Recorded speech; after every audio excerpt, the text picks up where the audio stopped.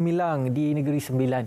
Jadi insya-Allah besok juga kami akan bawakan secara langsung kepada anda pelancaran kempen Kibar Jalur Gemilang dan juga besok satu kita akan menyambut tahun baru iaitu Ma'al Hijrah dan kita sediakan satu meeting ini untuk anda semua. Silakan. Dan juga hari ini untuk bercakap mengenai sambutan Ma'al Hijrah peringkat kebangsaan ini, saya sangat berbesar hati bersama dengan Ustaz Ahmad Rujhan Osman iaitu Ketua Penolong Pengarah Bahagian Keurustiaan dan juga Hubungan Luar JAKIM untuk kita melihat bagaimanakah persiapan sambutan Ma'al Hijrah peringkat kebangsaan tahun 2022 bersamaan dengan tahun 1444 Hijrah. Selamat datang, selamat pagi Malaysia Ustaz. Terima kasih. Baiklah Ustaz, tahun ini bagaimana dengan sambutannya setelah 2 tahun kita berhadapan dengan pandemik?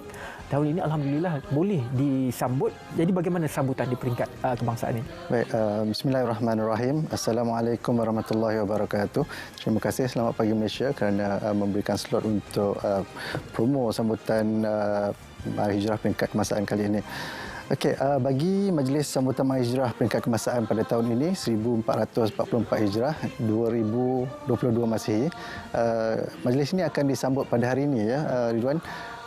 Bertempat di Masjid Wilayah Persekutuan Kuala Lumpur dan majlis akan bermula pada jam 6.55 petang insya-Allah.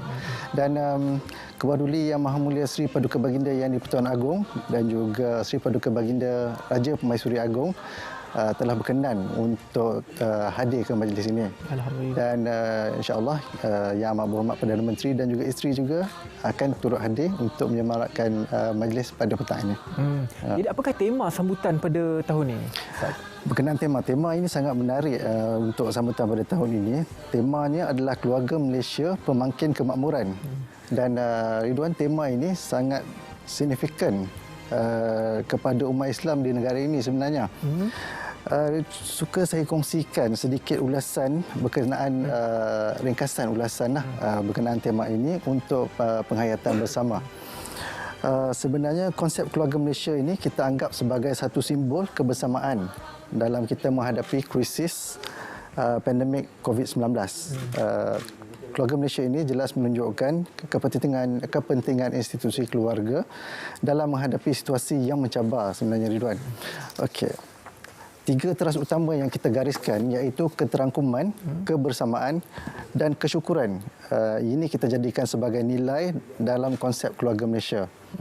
Manakala bagi pengkayaan nilai dalam 3 teras ini, kita sebenarnya yang ada sebagai nilainya menyemai budaya integriti dalam keluarga, menjadikan budaya amanah sebagai budaya keluarga, menjadikan prinsip keadilan sebagai teras pengukuhan keluarga dan juga menjadikan amalan bermusyawarah sebagai amalan keluarga. Bersandarkan konsep keluarga Malaysia ini juga Ridwan, negara kita akan dipacu insya-Allah keluar daripada krisis kesihatan dan juga ekonomi. Seterusnya insya-Allah menjamin kesejahteraan setiap penduduk di Malaysia. Usaha ini juga akan tercapai dengan terus memupuk, menyemai dan juga mempertahankan ciri-ciri keterangkuman, kebersamaan dan juga kesyukuran yang kita miliki. Jadi setiap tahun kalau kita dapat imbas kembalilah memori dahulu-dahulu kan. Setiap kali sambutan Ma'al Hijrah pastinya kita tertunggu-tunggu siapakah yang akan dianugerahkan sebagai tokoh Ma'al Hijrah. Tahun ini bagaimana? Okey, seperti tahun-tahun sebelum ini juga, Jawatankuasa Induk sambutan Ma'al Hijrah pada tahun ini juga telah bersetuju untuk menyampaikan anugerah tokoh kepada seorang pemikir tersohor tanah air. Dan anugerah ini juga akan diberikan kepada seorang tokoh antarabangsa. Dari segi kriteria tokoh, sebenarnya tokoh-tokoh ini semuanya berpengetahuan, berpengalaman luas, mempunyai sifat dan peribadi yang unggul. Mereka juga telah memberikan sumbangan yang cemerlang dalam perkembangan syiar Islam di Malaysia dan juga di luar negara. Dan juga untuk pengetahuan semua, petang ini akan diumumkan tokohnya, penyampaian petang ini juga. Tapi sekarang tak boleh nak belum. Masih rahsia. Dan kita akan bawakan tokoh Ma'al Hijrah itu ke set Selamat Pagi Malaysia besok. Yes. Dan kita sangat berbesar hatilah bersama dengan pemenang dan juga penerima tokoh Ma'al Hijrah di peringkat kebangsaan. Seorang ataupun 2 orang? 2 orang. 2 orang. Seorang di peringkat kebangsaan, dua-dua lelaki. Seorang peringkat kebangsaan, seorang di peringkat antarabangsa. Okey. Selain daripada penyampaian anugerah tokoh dan petang ini akan diadakan bacaan doa awal tahun, apa lagi pengisian dan juga bentuk sambutan? Kerana tahun-tahun sebelum ini ada perarakan dan sebagainya. Tahun ini bagaimana? Okey, dari segi pengisian majlis sambutan pada tahun ini sebenarnya kita di peringkat di pre-endemic punya fasa ini, kita tiada perarakan pada tahun ini. Walau bagaimanapun, majlis kita tetap dijalankan dengan meriah dan juga insya-Allah secara sederhana. Kita mulakan majlis petang ini dengan majlis bacaan Yasin sempena sambutan Hari Pahlawan tahun 2022. Seterusnya akan diteruskan dengan bacaan doa akhir tahun dan awal tahun yang akan dipimpin oleh Imam Besar Masjid Negara. Kemuncak kepada majlis ini merupakan titah daripada Seri Paduka Baginda Yang di-Pertuan Agong, dan seterusnya penyampaian anugerah tokoh Mahijrah peringkat kebangsaan dan juga peringkat antarabangsa.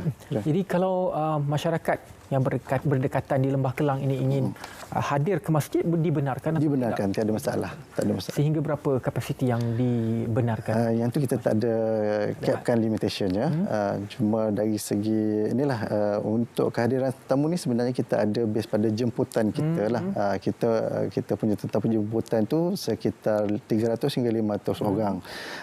Dari segi tetamu jemputan ini adalah terdiri daripada menteri dan juga timbalan menteri kabinet, duta-duta, kita juga menjemput ketua-ketua setiausaha kementerian, ketua-ketua jabatan dan juga agensi, dan pegawai-pegawai kanan kerajaan serta orang awam. Maksudnya orang awam pun boleh hadir secara terbukalah di Masjid Wilayah Persekutuan.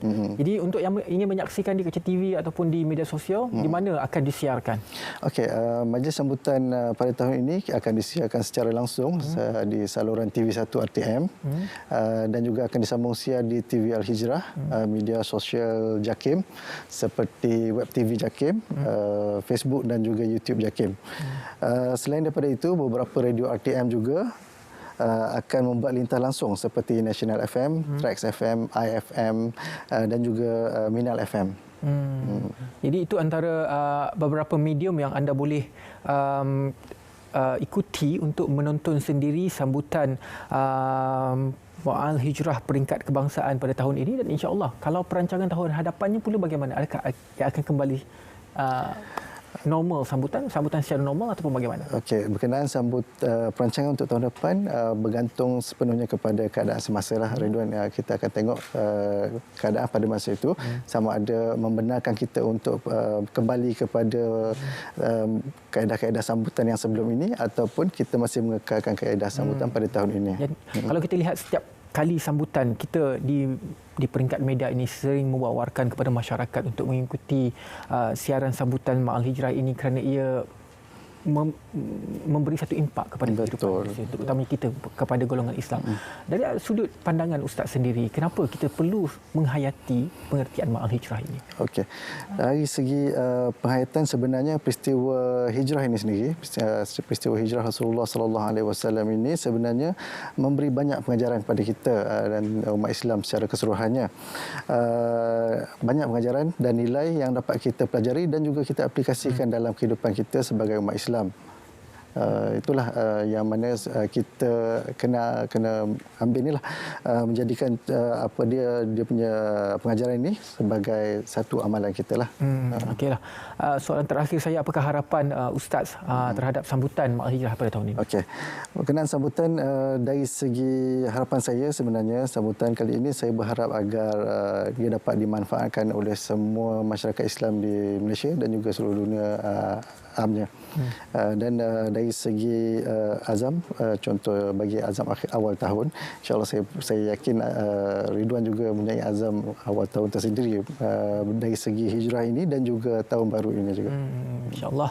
Dan itu yang kita harapkan, sambutan Ma'al Hijrah peringkat kebangsaan 2022 ataupun 1444 Hijrah dan juga majlis sambutan Ma'al Hijrah di peringkat Kuala Lumpur juga akan disambut pada 4 hari bulan nanti. Jadi apapun kita perlu selaku umat Islam ini perlu menghayati pengertian di sebalik peristiwa hijrah itu sendiri. Terima kasih banyak-banyak kepada tetamu pada hari ini, Encik Ustaz Ahmad Rujhan Osman, iaitu Ketua Penolong Pengarah Bahagian Keurustiaan dan Hubungan Luar JAKIM, kerana sudi bersama dengan kami untuk berkongsi mengenai sambutan Ma'al Hijrah peringkat kebangsaan 2022. Dan sekarang kita akan ke Langkawi. Ini berkaitan dengan cerita pagi di Langkawi. Ini adalah berkaitan dengan pameran Langkawi sebelum bebas cukai. Rakan saya Najib sudah pun bersedia dengan laporan